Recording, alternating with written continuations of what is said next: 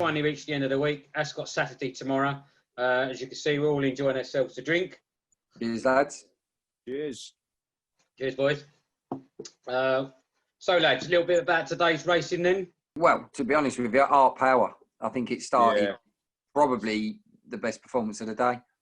You could argue along with, I suppose, with I thought Golden Horn was it Golden Horn? Yeah, fantastic ride later on in the day. But Art Power to steam away from the field like that, I thought was very impressive. I mean, there was a lot of talk. I think a lot of people were hyping him up before the race. If you look on Twitter and all the social medias, and to be honest with you, probably the only horse this week. Facebook about him. Yeah, the only horse this week, other than Stradivarius, that has been talked up and actually delivered. You know, with the likes of Japan and things like that have just flattered to deceive. But I thought Art Power was the one today, stood out to me. Fantastic ride. Yeah, definitely. Yeah, unfortunately, I missed quite a bit of it whilst at work today, so I can't really comment too much on the actual what happened in the races, I'm afraid. So I'd have to leave that to you fellas. But okay, all right. Well, look, let's crack on. We've all got things to do and football matches to watch. I'll start, since I don't think I've gone first on one of these. I've got 3 selections, so I've got a Brucey bonus today. But I'm going to start in the Queen Mary Stakes, 5 furlong to 1:15. I've gone for Sands of Time at 12-1. William Buick, Mark Johnson. He won on his debut quite convincingly by about 5 lengths on Lingfield on the all-weather. Hasn't really done a lot, so I can't really say a lot more than that, but just looked impressive in the way that he won on his debut. So that's my first choice. My second choice is, again, another sprint. It's a 6 furlong Coventry Stakes in the 150. I've gone for Science, 25-1, Oisin Murphy and Archie Watson. Second on his debut at Kempton, again over the same trip, 6 furlongs. He pushed Army of India all the way to the line and really dug deep in the last furlong, and went from basically being on his coattails to only losing by a shoulder. It's also Qatar Racing as well, which was the same pick as today's successful one, the Learjet. So again, yeah, just looks like he's got some ability. It's a big price, 25-1. I'll probably have a go each way, and we'll have to see what happens. So that's that one. And then finally, I'll give you my Brucey bonus now. That's 4:10, the Woking Stakes. Horse that my sister actually likes, Air Raid at 33-1. He's a bit of a Hamilton specialist and hasn't raced at the highest level, but he's a bit of an all or nothing. He turns up or he doesn't. It's really quite that simple. I think if, and it's a big if, he does turn up, he could upset the apple cart, quite simply put. But whether he'll do that, I don't know. Well, if he turns up along with Science and you do that in an each way double, yeah, that'll do nicely, wouldn't it? That'll bookend it quite nicely. Yeah, as I say, you know what I mean? He's just an all or nothing type horse. He likes Hamilton. He's had 3 races at Hamilton, won at Hamilton 3 times. But as I say, whether he can sort of step into better quality and do it, he hasn't quite done that so far. But as I say, at 33-1, it's worth a little pump for a bit of fun, you know? Yep, definitely. Okay. All right. Well, go on then, Jamie. You can lead us on. Okay then. So for the Fillies Coronation Stakes, I've gone for American horse, trained by Graham Motion, and will be ridden by Oisin Murphy, champion elect, obviously champion jockey. A horse called Sharing, 13-2. The filly's done really well. He's won the Breeders' Cup juvenile fillies 1 mile turf, and also he's been done very well after that. I think she won at Churchill Downs. So it's an interesting runner. And Graham Motion, who's an ex-GB trainer. I think we should have an American trainer amongst all these British trainers. So he'll do really well. I'm hoping she'll do well. There's a lot of social media going about that Sharing's doing quite well on the gallops at Newmarket. So 13-2 each way on that one. And then on my next one, it will be the St James Palace Stakes, and I've gone for Threat, 9-1 each way, trained by Richard Hannon. Mr. Guineas to be aimed at run at this event. winning the Jim Crack at York at 6 furlongs, and then he won at 7 furlongs at Doncaster, the Champagne Stakes. So the 7 furlongs of the St James Palace Stakes should suit him, and also should be having another Ocean Murphy ride, and he's doing great for Ascot on this meeting. So hopefully it will be an Ocean Murphy double on that one. Okay, mate. Fair enough. And then on my Brucey bonus, which is 2 horses in the same race because it's a big handicap, is the Wokingham Stakes handicap. I've gone for Tinto, who's drawn 11, who's at 10-1. He's won at Ascot on soft conditions. He beat my horse Rivich, where he finished 3rd, and he beat Elcombe by a neck. The track should suit him. He's done very well. He was 40-1 winner at Newmarket in his first run. So it's should be a good each way player for me. And then on the next one, in the same race, Wokingham, Summer Grand. He's drawn 14. He's at 9-1. Sky Better doing 6 places. James Doyle on board. He's a smart sprinter handicapper. And his last run was 2nd at Newmarket. And he was behind from Tinto. So hopefully the tables might turn. So hopefully he'll beat Tinto, and Tinto will come 2nd, or either way, really. So those are my selections. Well, Doyle doesn't seem to make too many bad decisions, does he? In his ride, so he's doing quite well as well on this meeting as well. I think James Doyle. So he's putting a few. One of my favourites, definitely. So yeah. Okay, then Sean, you can carry on us on. Who have you got then? Right, I'm taking on one of yours in the 150, Glenn, which I believe is what Science is in. I've not gone as brave on the prices, if I'm honest. I've gone Quadra for the Mark Johnson, Jim Crowley combination. Again, it's a colt out of Night of Thunder, so decent pedigree. Had a run last Friday, I believe, at Newbury, where won quite comfortably. Did hang a little bit left in the final couple of stages, but to be honest with you, he put the race to bed by then. Up against an O'Brien horse, Admiral Nelson, I believe, will probably go off favourite. It's one of those. There's a lot of horses in this that have only had one run and been very successful. So it's a bit tricky.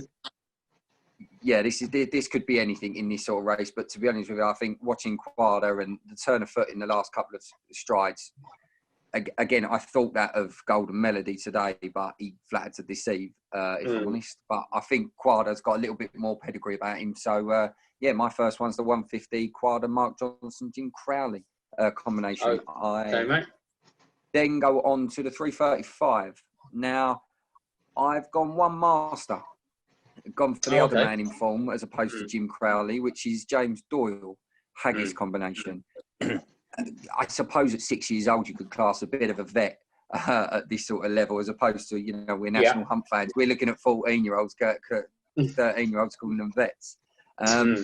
Last run was at Ascot, the tail end of last season, I think, but taking on a lot of the same in this race, the Tin Man, Sands of Marley, people like that. Ascot form is pretty good, usually places. Up against, is it Skeptical in that race? The Dennis Hogan Irish Raider. Yeah, I think that's the right pronunciation, yeah. It's got a fantastic bit of form in it. So again, not seen a lot of that horse myself, but knowing the form of one master at Ascot, I think I would take my chances at 5-1. I think it was even coming in at that point. So the ground's going to suit as well. So I haven't got a Brucey bonus because after today, I wouldn't want to put people through that. So I've just gone for one master in the 335 and Quadra in the 150 for the double for the 2 on form jockeys. Okay, mate, fair enough. I do like okay, then, Marky, who have you got? Leave me till the last. I love this. I've also got a Brucey bonus, but it's going to be of a little bit of a twist. So I'll leave that right till the very end. I'm going with. This is a family show, by the way. Sorry? This is a family show, by the way. Oh, it is a family show, don't worry. The twist is the greyhound. I'm going with the two. I'm going with the two selections, which unfortunately let me down in the 1,000 and 2,000 guineas. So first of all, I'm starting in the 225, and I'm going with the current 11-4 favourite Quadrilateral, who got a very creditable third in the 1,000 guineas. Never really settled and never really got comfortable. Only really stuck to one pace. It was pulled very hard, only to be outdone by, I believe it was Love, who won that race on the day. This is a 3-year-old which has got plenty more to offer. He's a well-bred filly who won 3 out of 3 last season. So I'm expecting more from this horse in the same sort of strength field as the 1,000 guineas, but I'm expecting this horse to come out on top. My next one in the 3 o'clock, spoke very, very highly of Stradivarius, but I'm now going for the 15-8 favourite, Pinatubo. There's not really much I can say about this horse. Everyone knows everything about it. 6 wins from 6 last season, including a Group 1 win at the Curragh by a clear 9 lengths last year. Finished third in the 2,000 guineas to Wichita, who goes on the 9-4 second favourite for AP O'Brien and Ryan Moore. It's going to be a tight race, but with the confidence I have, I believe that Pinatubo will deliver for the question marks that was given over Stradivarius before his Ascot Cup race. For Pinatubo and Quadrilateral, who are both 2 horses that both have to maybe shake off a few cobwebs and actually go out there and show exactly what they are made of. So Quadrilateral and Pinatubo is my 2 selections for the 225 and the 3 o'clock. And to spice things up a little bit, my Brucey bonus is going to be an emphatic win for the Red Devils tonight against Tottenham Hotspur. I bet you never see that one coming. Yeah, well, obviously you can't win all your bets, can you? No, well, you can't. You win some and you lose some. But yeah, those are my 2 selections for the racing and my Brucey bonus. All right, fair enough. Well, there you go, folks. That's a couple from each of us and a couple of Brucey bonuses again. We'll try and maybe review the Ascot Festival if we can, if we've got time. Obviously, everybody's got busy lives. But if not, we'll see you again for another video very shortly. Take care, folks. Lovely. Have a good evening. Bye. Cheers, guys.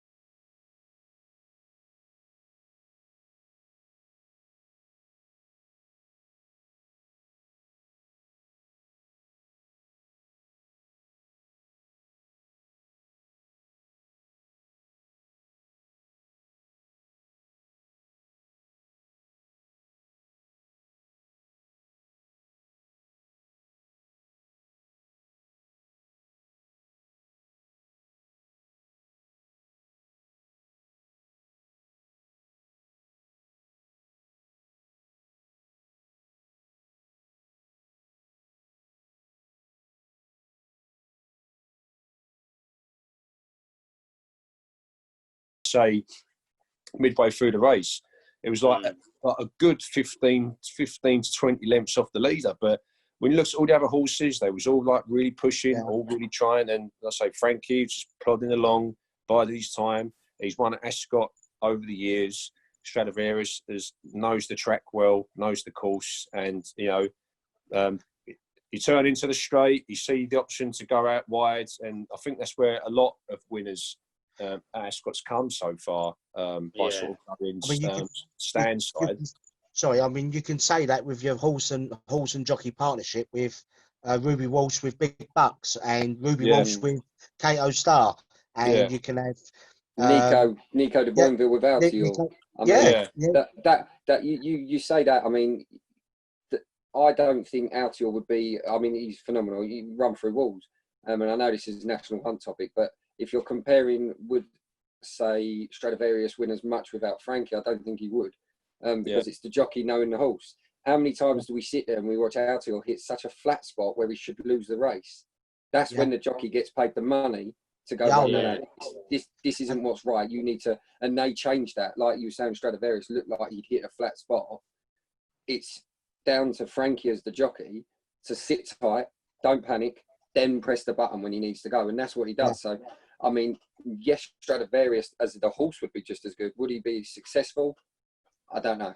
I think that's questionable, because I don't think Altior would be without Nico.